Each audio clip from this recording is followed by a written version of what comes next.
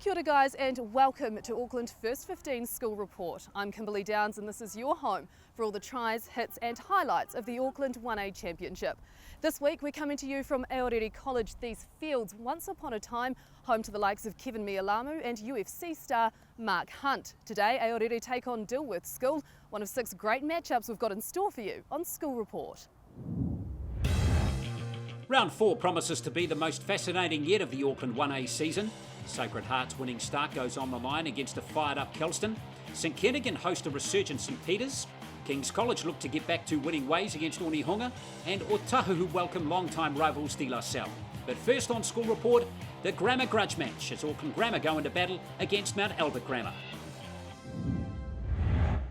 All eyes were on Mount Albert Grammar's trip to Auckland Grammar in round 4 of the Auckland 1A Championship as first took on second. Both sides with 3 wins from the opening 3 rounds.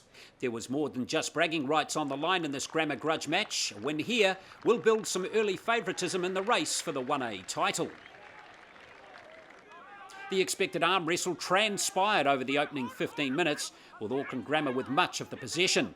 But from a Mount Albert set-piece move, wing Harley Maynard got on the outside and then rolled a pass into Niven Longapoa to break the deadlock. Goal-kicking hooker Oliver Shepherd slotted the extras from wide out to have the visitors ahead 7-0. Just a short time later, Mags were hot on attack again. Fullback Longapoa surged into the back line, swerved to the outside and dotted down for Mount Albert's second converted try of the afternoon. Another strong scrum set good front foot ball for Mount Albert to work with. The forwards took control through a series of pick-and-go rucks. Captain Waimana Riedlinger Kapa muscling towards the line. Next it was prop Robert Cobb to continue the momentum. And then highly rated flanker Isaiah Papalihi, who added to his try-scoring tally as Mags raced out to a 21-0 lead. Auckland Grammar did spend some time in the Mount Albert 22, and as the visitors were forced to escape their own danger zone, the Auckland Grammar fullback Callum Bean launched a counter-attack. Having jinked past the first defender, his pass was picked off by Caleb Clark. The big centre racing away to secure the bonus point and giving Mount Albert Grammar a quite unbelievable half-time lead of 28 points. The second half produced more of the same from set-piece as Mount Albert's backs relished bursting onto front football. Left wing Patrick Party cutting back infield and Caleb Clark continuing the movement as Mags stretched the defence. After a great pass off the deck by the centre, Niven Longapoa was in for his hat-trick.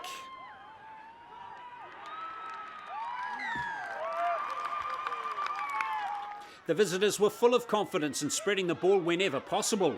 Party this time turning up on the right wing and busting over the top of the defenders to put Mags ahead 40 points to 0.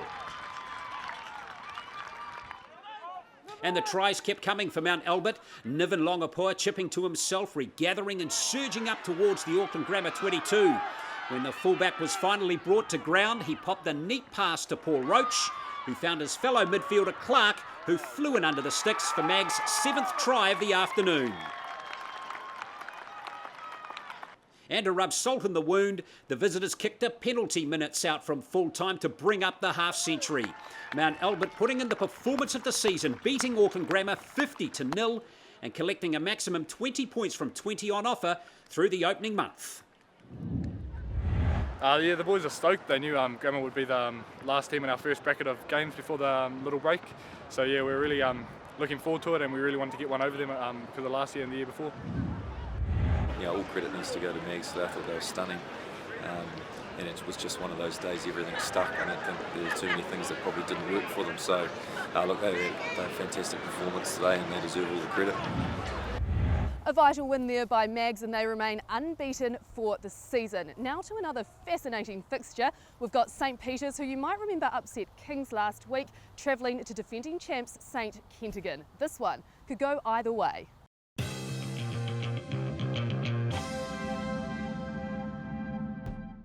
The Battle of the Saints was a feature of the 4th week of the Auckland 1A Championship, defending champion St Ketntigern College at home to a resurgent St Peters College. Both sides with 2 wins and a loss this season. The visitors' only defeat came against Mount Albert Grammar, while the Blue and Whites were coming off a big win over Otahuhu last week. We are the Army! We are the Army! With strong winds whipping off the Tamaki estuary and little to separate the sides, the first try-scoring opportunity came after 25 minutes.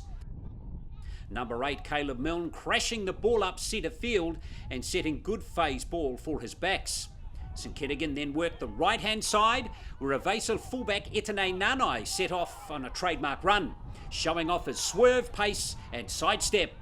The fullback stepped inside and linked with Fergus Ellis, who dived over for a fantastic 5-pointer. Carlos Price used the crosswind expertly to add the extras and have St Kentigern College ahead 7-0 at the break. Harry Plummer kicked all St Peter's points in last week's win over King's College, and the first 5 stepped up again to get the visitors on the board 2 minutes into the second half. St Peter's College looked to make use of the tailwind in the second stanza, and a defensive kick became an attacking opportunity for Soeli Fongupo. His follow-up grubber bouncing it to touch and ending any danger for the home side. The arm wrestle continued for a further 15 minutes before Plummer judged the crosswind perfectly and had St Peter's College just 1 point adrift of the reigning 1A champions. The visitors continued to press for points, and when Daniel Sinisa had room to move down the right-hand wing, it was St Kent's halfback Carlos Price who pulled off the try-saver to protect St Kentigern's 1-point lead. With a minute left, St Peter's hammered away at the Blue and Whites line and set for a game-winning drop goal. Despite the ball being spilt, St Kentigern had it fringed at the breakdown and a penalty was awarded to the visitors. For the second week running, Harry Plummer knocked over the match-winning points. St Kent's consigned to their second defeat of the season, and St Peter's letting the competition know they're right in the mix for a top 4 finish. Oh, we're real excited picking up those back-to-back wins over Kings and St Kitts. Obviously in the semi-finals last year, they're real big for us, and we had a real tough start, but to get 3 from 4 in these first 4 weeks before the Queen's birthday weekend, we're real proud and excited for that. We didn't control position that well. They were camped inside our half most of the time, and that just led to penalties, and in crunch time they took those points, and yeah, that's it. Good job, St Peter's, just the result they needed. Coming up next on School Report, we've got our feature match from here at Aorere College. They're taking on Dilworth School, 2 old rivals from back in their 1B days, now safely in 1A and showing what they can do. That's next on School Report.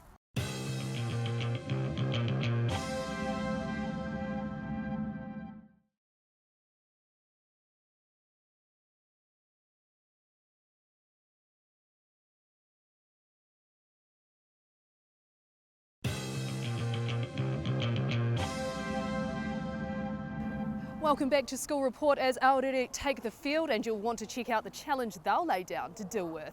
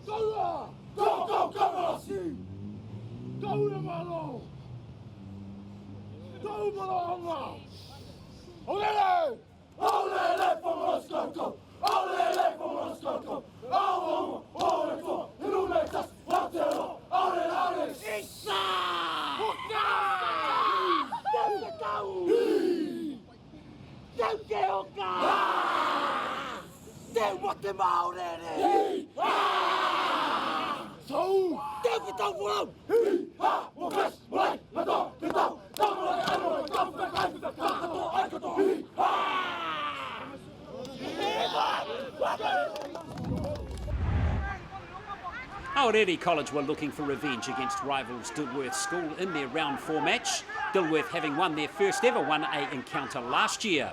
And the visitors, with the strong wind at their backs, were soon on attack. Hot-stepping centre Davin Paya cutting up the opposition defence, and flanker Jonah Ma'u running great support. The ball worked its way to first five Molly Fiver, whose grubber kick was cleaned up by the Aorere defence. Dilworth continued to keep the early pressure on. This time it was Fiver showing off some fancy footwork. From the ensuing breakdown, Aorere offended and Fiver had the chance to open the scoring. Dilworth leading Aorere 3-0 after 10 minutes. A miss-hit penalty from Fiver gave Dilworth the opportunity to swap 3 points for 5 as they snapped up the loose ball directly under the Aorere posts. The ball was spread left where Ma'u found Fiver. And again, the Aorere scrambling defence in the far corner kept the visitors out. Just 3 points in it at the half-time break. Aorere played with the gusting wind in the second half, and as they built territory, they went in search of points. Centre JJ Sumai put Mosesi Pepper on the outside, and he sent JP Natoko flying for the corner, but the wingers' aerial acrobatics not quite enough to be awarded the try. Aorere's line-out drive has been their main weapon in 1A, but they surprised Dilworth by releasing the ball from prime mauling position. Second five, James Mautautu took the ball to the line and offloaded to the fast-finishing Pepper. The clever try putting Aorere in the lead with just 10 minutes to go. Territory and possession began to build for Aorere, and from an attacking scrum, halfback Akaripa Tuliao sucked in 2 defenders and fed his outsides. Natoko was yet again denied by the eagle-eyed officials, but the earlier try was enough for Aorere to snare their second win of the season. Albert, a good win for you guys. Plenty of passion out there. Well, it certainly looked like it. Did it feel that way out on the field? Oh yeah, we see Dilworth as one of our school's rivals. So coming in today, we wondered. We've been looking forward to this game for a while, and yeah, we're very pleased with the result. We felt Dilworth was really on top of us, and we just knew at half time that we needed to step up, and yeah, just proud of the boys. It certainly wasn't our best performance today. We knew it would be tight. All games with Dilworth always are. But yeah, we've got to get better at discipline and just focusing on playing rugby at times. We've put ourselves under a lot of pressure. So yeah, good to head into the break with 2 wins, and we've just got to refocus now for the next block. Yes, plenty of passion and heart on show out there, and the hosts going away happy with that victory. Now we head to Eden Park, where Sacred Heart have taken their home match against Kelston boys. Such a cool chance for these guys to play on the same hallowed turf that has seen 2 World Cup wins. And Kelston looking to end Sacred Heart's unbeaten start to the season.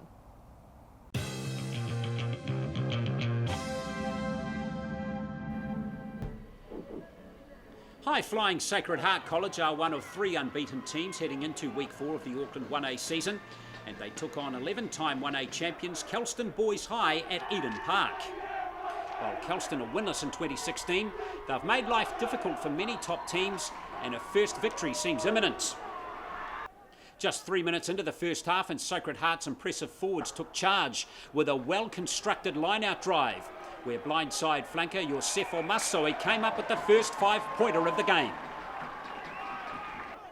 10 minutes later, and Kelston launched an attack through second 5 Elijah Sufia, who skipped out of a tackle, creating havoc in the midfield. Fullback Abel Mangalogo was dragged down 10 metres out as Kelston looked to strike.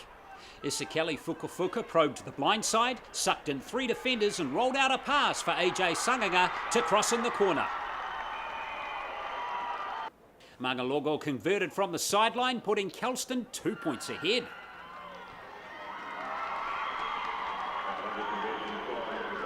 It then became a kicking duel between the 2 fullbacks, Sacred Heart collecting 9 points through the boot of Matt Storm. Mangalogo adding 6 more points to have winless Kelston boys trailing third-placed Sacred Heart by just 1 point at half-time. Early in the second half, and Kelston decided not to contest another Sacred Heart line-out drive, hoping to draw a penalty. But Hoskins Satutu was wise to the plan and scored a 5-pointer on a ground his father Waisaki collected plenty of tries. Soon after, it was Kelston throwing to a line out in the same corner. Tutu picked off the throw, and explosive prop for Tongi Apaya charged down the short side to put Sacred Heart ahead 26 points to 13. Playing with a man advantage, Sacred Heart tapped quickly in search of a bonus point try, and right winger Lemeki Namoa happily rolled up his sleeves and burrowed over to make the game safe for the home side. Rounding out the victory, captain Jack McHugh split the Kelston midfield to crash over as Sacred Heart piled on 26 unanswered second half points and pick up their 4th win from the opening 4 rounds. Yeah, boys, we're excited to come to Eden Park. We knew the first half was going to be hard against Kelston. Big physical boys. We thought if we could run around for a little bit, we might be able to get ahead in the second half, and it went to plan, so all was good. I was impressed once they sort of settled down and understood that you need to tackle and make sure those tackles stick. And then after that half, 14-13, to come away with 40 points, that was heaps better. Nice work, Sacred Heart, continuing their unbeaten start to the season. Stay with us on School Report. Next up, we've got King's College against Onehunga. Then we head south side for the derby between those old rivals Otahuhu and Salle.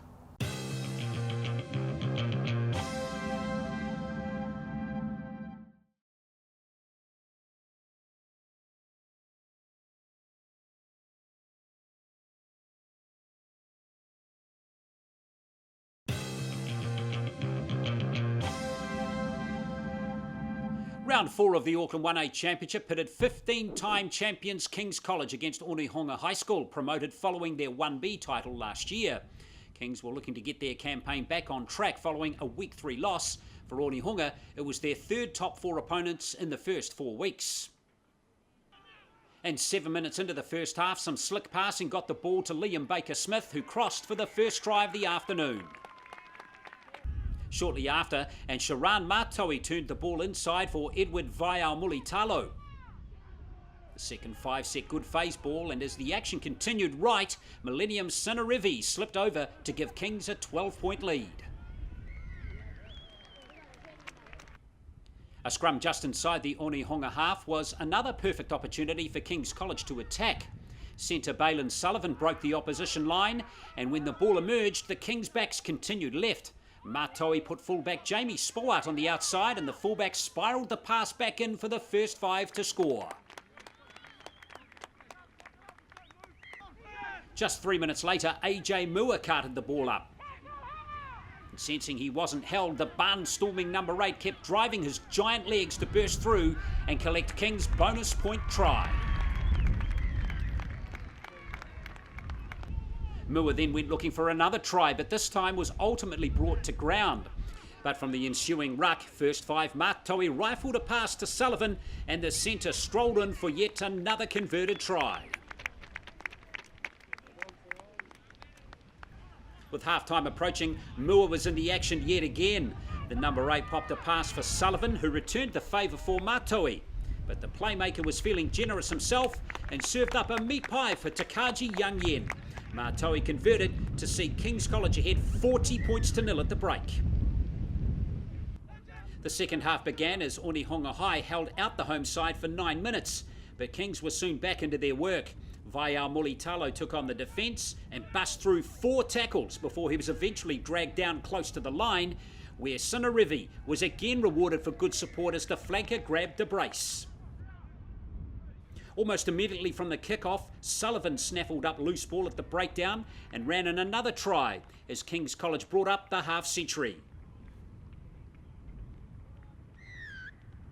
3 minutes later, and from their own half, Locke Junior Rutava broke down the blind and executed a perfect draw and pass. Mātoe was on the receiving end, and this time the first 5 gladly accepted the try as Kings stretched out to a 57-point lead. The home side was soon back in the Onehunga 22, where Mātoe picked out Sullivan yet again, and the big centre muscled over to get his second try of the day. More tries were on offer as returning second 5 Lucas Hall sniped the blind side and rounded under the sticks to get himself on the score sheet. As replacements took the park, Kings didn't lose any of their trademark precision. Hall's bursting onto a flat ball and scything his way upfield. The second 5-stepped 2 more defenders and crashed across in the tackle to pick up a double for the day. The home side rounded out the 13-try winners. Rutava got a deserved 5-pointer. Kings bouncing back from last week's loss by claiming all 5 points against Onehunga High School. Yeah, it's very pleasing always to win at your home field, and it's a big confidence boost to the boys, going into the rest of the competition. Yeah, it was just important for us to probably how we're going to react after a tight loss. So we were disappointed for a few days early in the week, but just to come out and get a few points on the board, we'll just give them a lot of confidence moving forward. Kings College well and truly back to their winning ways there. Well done to them. To our final match on School Report this week, and we've got a classic 1A grudge match. Salle make the short trip around the corner to visit their Southside rivals, Otahuhu College.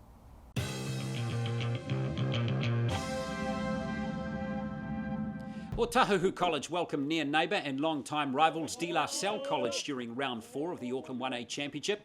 Both schools have won the 1A title twice each, but in 2016 the home side is yet to snare a win, while Salle have bounced back from an opening loss to win 2 straight games. Salle College took an early lead through a 4th-minute penalty, and then midway through the first half, some slick passing from the inside backs had Soakai Taufa free on the outside.